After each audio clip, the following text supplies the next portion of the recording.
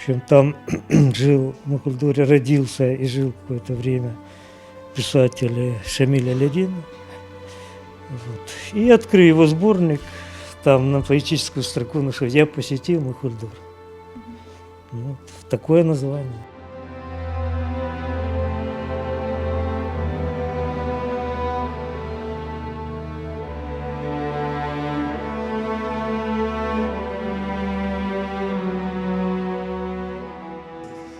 Его творчество нам очень близко.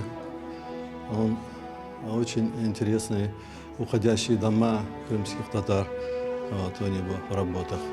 Я люблю очень его работы, его старые домики, улочки. Эти дома уже исчезли, а в его работах они сохранились. Вот для нас это очень важно. Бirinciden bizim halkımız için bu acayip ressam.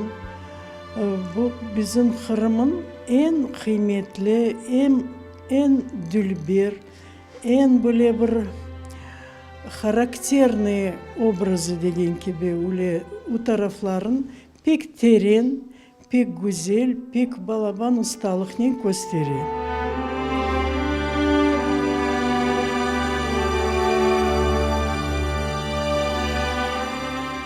Ой, ну, самая простая мечта – это найти еще то, что сохранилось.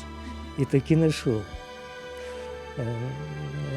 Село Атузы, Щебетовка, там 5 домов.